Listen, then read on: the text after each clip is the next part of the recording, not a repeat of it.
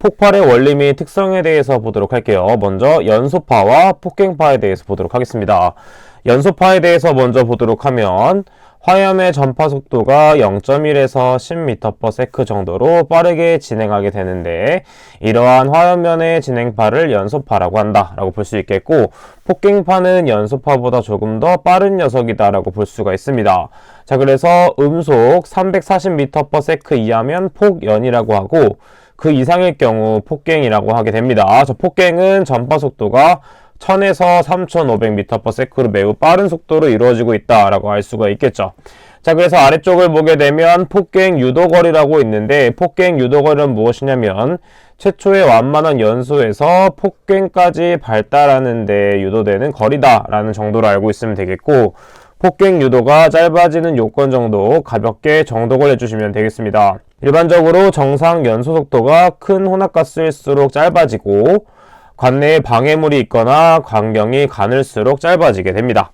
자, 그 다음에 주위의 압력이 높을수록 짧아지고 점화원의 에너지가 강할수록 짧아진다 정도 체크하고 넘어가 주도록 하겠습니다. 자, 다음은 폭발에 대해서 보도록 하겠습니다. 자, 폭발이 발생되기 위해서는 물리적 조건, 그 다음에 에너지 조건 등을 만족해야 되는데, 일반적인 폭발에 대한 정의를 보도록 하면 혼합가스가 연소 범위에서 점화되었을 때 고온도는 빠른 연속도로 최적이 급격하게 팽창해서 기계적 파괴력이 미치는 현상이 폭발이 되겠습니다. 자, 그래서 일반적으로 폭발은 무엇이냐면 앞쪽에서 배웠던 방폭에 연관 지어서 볼 수가 있게 되는 것이죠. 자, 폭발은 무엇이냐면 앞에서 배웠던 것처럼 방폭의 원리와도 관련이 있기 때문에 폭발 부분을 알고 있다면 방폭을 어떤 식으로 진행할 수 있는지까지도 알 수 있게 되는 것입니다. 자, 그래서 폭발의 발생의 필수 인자, 자, 그 다음에 폭발의 성립 조건 등은 이런 것이 있구나 가볍게 정독을 해주시면 되겠습니다.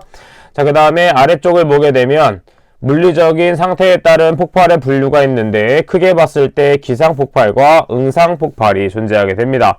자, 일반적으로 기상폭발과 응상폭발이 무엇인지랑 정의 정도만 빠르게 체크해 보도록 할게요. 자, 기상폭발은 무엇이냐면 말 그대로 기체 상태의 폭발로 상변화 없이 폭발하는 현상이라고 볼 수가 있습니다. 자, 그 종류로는 혼합가스의 폭발, 분무, 분진, 분해 폭발이 있다 정도 체크해주면 되겠습니다. 자, 빈도수는 낮지만 암기법이 따로 있기 때문에 암기법을 활용해서 한번 외워보도록 할게요. 자, 기분이 좋지 않아서 일단 치킨을 시켜놓고 상에 차려놨는데 더 기분 나쁜 일이 발생하게 됩니다. 자, 그래서 기분이 상해 상을 턱 하고 쳐버렸는데 무가 흔들리면서 혼합해져 버린 것이죠. 자, 그래서 혼합해진 무, 이렇게 외워보도록 하겠습니다.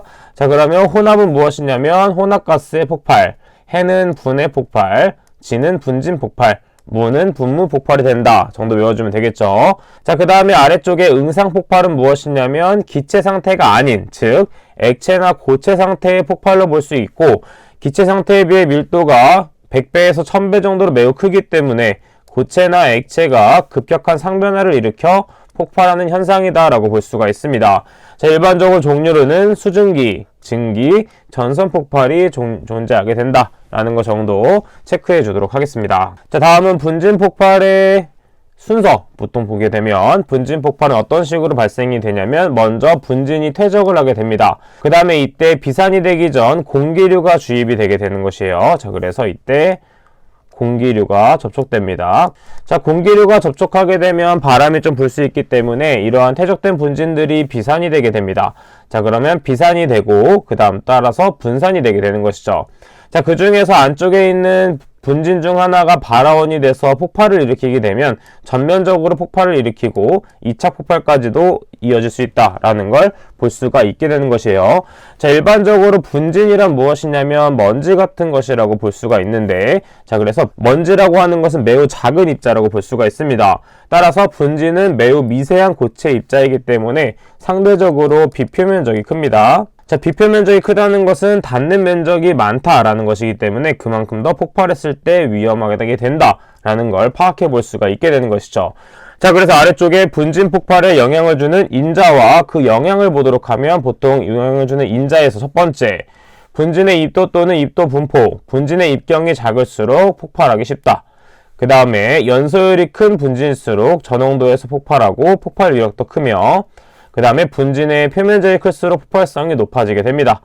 자, 그 다음에 일반적으로 부유 분진이 퇴적 분진에 비해서 발화 온도가 높다라는 걸 볼 수가 있겠고, 자, 그 다음에 수분을 함유한 분진은 부유성 및 정전기 대전성이 감소해서 폭발 위험성이 낮아진다 정도 체크해 주도록 하겠습니다.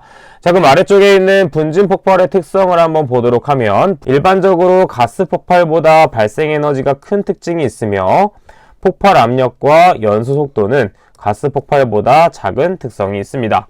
자, 그래서 일반적으로 연소 시간이 길다라는 걸 볼 수가 있겠고, 그 다음 마지막으로 주위 분진에 의해서 2차, 3차 폭발로 파급될 수가 있습니다. 자, 이때 폭발됐을 때는 2000에서 3000도까지 올라갈 수 있기 때문에 분진 폭발은 매우 위험한 상태가 된다 라고 체크해 볼 수 있겠고, 우측에 가스 폭발과 분진 폭발을 비교한 부분이 있기 때문에 가볍게 정독을 통해서 이렇게 비교가 되는구나 정도 체크해 보도록 할게요. 자, 그 다음에 아래쪽에 폭발 현상으로는 UVCE와 BLEVE가 있습니다. 자, 그래서 UVC는 등기운 폭발이라고 볼 수가 있어요. 자, 그래서 어떤 특징이 있는지만 정리를 해주시면 됩니다. 자, 그래서 UVC는 자유공간의 증기윤 폭발로 볼 수 있고, BLEV는 비등 액체의 팽창에 의해서 증기가 폭발하는 것이다 라고 파악해 볼 수가 있습니다. 자, 가볍게 설명을 해주게 되면, UVC는 어떤 탱크가 있다고 보도록 할게요. 자, 근데 이때 인화성 액체 같은 것들이 이 공간을 통해서 유출이 된다고 보도록 하겠습니다. 이 인화성 액체가 누출이 되게 되면 증기가 공기에 혼합하게 돼서 증기운이 형성이 됩니다. 자, 이때 증기운이 형성이 됐을 때 표면으로부터 화재가 발생했을 때 폭발이 발생하게 돼서 외부의 폭발로 인해서 내부까지 폭발이 발생할 수 있는 것이 UVC라고 볼 수가 있게 되는 것이에요. 자, 그래서 일반적으로 이때 열려있는 곳에서 액체가 분출되는 것이기 때문에 개방계 폭발로 볼 수 있겠고, 기상폭발의 하나다 라고 볼 수가 있게 되겠습니다. 자, 그 다음에 BLEV는 같이 연료통을 한번 보도록 하면, 자, 이때는 외부에 어떤 파괴된 것이 아니라 외부의 자체에서 화재가 발생했을 경우에 계속 불이 커지게 되겠죠. 그래서 기온이 점점 올라가게 됩니다. 자, 그렇게 되면 내부에 있는 액상들이, 자, 그러면 온도가 올라가게 되면 당연히 분자 간의 거리가 멀어지게 되고 점점 더 팽창하게 됩니다. 자, 그러면 이 압력 용기가 견딜 수 없기 때문에 그때 폭발이 발생하게 되는 것이죠. 자, 그래서 이때는 겉에가 뚫리지 않았지만 외부의 온도 상승으로 인해서 팽창으로 인해 폭발하게 되는 밀폐계 폭발로 볼 수가 있게 되는 것이죠. 이것은 응상폭발의 하나다 라고 비교해 볼 수가 있게 되는 것입니다. 자, 그래서 UVC와 BLEV는 이런 것이 있구나 정도 체크해 주면 되겠고, 특징 정도 어떻게 되는구나 파악을 해주시면 되겠습니다. 자, 다음에 폭발 한계 부분은 무엇이냐면, 가연성 가스와 공기가 혼합해서 점화원을 주었을 때 폭발이 발생하는 혼합가스의 일정한 농도 범위다 정도 파악해주면 되겠고, 폭발 한계가 폭발 상한계가 존재하게 되는데, 해당 부분은 우리가 앞에서 계산하는 공식을 외웠습니다. 그 공식이 훨씬 더 중요하기 때문에 이런 게 있구나 정도 정독을 하고 넘어가는 것으로 하도록 하겠습니다. 자, 그래서 아랫부분 쭉 봐주시면 되고, 그 중에서 폭발 한계에 영향을 주는 요인 앞에서 한번 했을 거예요. 한 번 더 체크를 해보도록 하면, 온도가 높아지면 폭발 한계는 낮아지고 상한계는 높아져 연소 범위 넓어지게 되겠고, 압력이 높아지게 되면 하한계가 불변, 상한계가 높아져 연소 범위가 넓어진다. 자, 이건 앞쪽에서 한번 같이 배워봤기 때문에 복습한다는 생각하고 한 번 더 정리를 해주시면 되겠습니다. 자, 다음 부분은 그냥 가볍게 정독을 해주면 되겠고, 그 다음 폭발 등급에서 이제 표가 있습니다. 자, 해당 부분은 조금 더 정독을 해주도록 할게요. 자, 폭발 등급은 총 3가지로 구분을 할 수가 있는데 1등급, 2등급, 3등급으로 구분을 할 수가 있습니다. 일반적으로 폭발 등급이 높을수록 최소발화 에너지가 작다라는 특징이 있겠고, 이 안전 간격에 대해서 출제가 될 수 있기 때문에 해당 부분과 해당 가스 중에 2개에서 3개 정도는 정리해서 외워주도록 하겠습니다. 자, 그 다음에 일반적으로 문제가 출제됐을 때 메탄이라고 주어질 수도 있지만 이렇게 분자식으로도 주어질 수 있으므로 각각의 분자식이 무엇인지도 한 번씩 검색을 해서 찾아본 후에 한번 정리를 해주시는 게 좋습니다. 왜냐하면 실기시험에서도 그런 식으로 출제될 수가 있기 때문이에요. 자, 다음은 소화 원리의 이해에 대해서 보도록 하겠습니다. 자, 소화의 정의를 보게 되면 우리가 연소의 3요소 중에 어느 하나라도 만족하지 않았을 경우에 소화가 된다 라고 했을 때 우리가 연소에 대해서 배울 때 같이 했던 부분이 됩니다. 자, 그래서 우리는 아래쪽을 보게 되면 소화의 종류로서 우리가 제거 소화하는 가연물을 제거하는 것, 그 다음에 냉각소화는 액체의 증발자료를 활용하여 화점을 냉각하여 소화하는 방법이 있었고, 질식소화는 숨을 못 쉬는 것이기 때문에 산소를 줄인다. 즉 공기 중 산소 농도를 15% 이하로 낮춰서 산소 공급을 차단해서 소화하는 방법이 있겠고, 마지막으로 억제소화는 연소의 연쇄 반응을 억제하는 할로겐 원소의 부촉매 효과를 이용해서 소화하는 방법이 있겠습니다.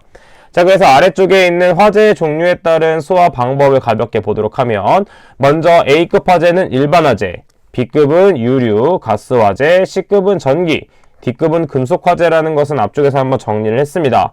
추가적인 것을 같이 묶어서 정리를 해준다면 A급 화재는 냉각 효과, 그 다음 구분색은 백색이 되겠고, B급 화재는 질식 효과가 있으며 구분색은 황색이 됩니다. 그 다음에 C급 화재는 질식과 냉각 효과가 있고 청색을 나타내며, D급 화재인 금속 화재는 질식 효과가 있고 표시가 없는 무색으로 처리를 한다 라고 체크해 보면 되겠습니다. 자, 이렇게 파란색으로 체크된 부분은 같이 묶어서 정리를 해주시면 되겠고, 자, 다음 보도록 하면 소화기의 종류 부분이 있는데 이런 부분이 있다 정도 가볍게 정독을 내주면 되므로 정독을 통해서 이런 것이 있구나 정도 체크를 하고 넘어가 주도록 하겠습니다. 자, 나머지는 가볍게 정독을 해주면 됩니다. 자, 폭발 방지도 가볍게 정독, 그 다음에 해당 부분도 가볍게 정독을 하는데 한 부분만 더 체크하도록 할게요. 지금 퍼지의 종류 부분만 좀 체크하도록 하겠습니다. 자, 퍼지의 종류 부분은 실기에서도 출제될 수가 있는 부분이기 때문에 퍼지의 종류, 스위프, 압력, 진공 퍼지를 외워주도록 하고, 플러스 사이펀 퍼지까지 한번 정리해 놓는 게 좋습니다. 왜냐하면 우리는 최종 합격이 목표이기 때문이에요. 자, 그럼 오늘 배웠던 중요 내용 한번 정리해 보도록 하겠습니다. 자, 오늘의 한 페이지입니다. 소화의 종류로는 제거소화, 냉각소화, 질식소화, 억제소화가 있었죠. 자, 제거소화는 뭐였다? 점화원을 제거하는 것. 그 다음에 질식소화는 산소 농도를 15% 아래로 낮춰주는 것이었습니다. 그 다음에 화재 종류에 따른 소화 방법으로 A급은 일반으로 냉각, B급은 유류이면서 질식, C급은 전기화재이면서 질식 냉각, D급은 금속 화재이면서 질식 효과를 나타낸다 라는 걸 정리해서 외워주시면 되겠습니다. 자, 이번 시간은 여기까지 하도록 하겠습니다. 저는 그럼 다음 시간에 찾아뵙도록 할게요. 감사합니다.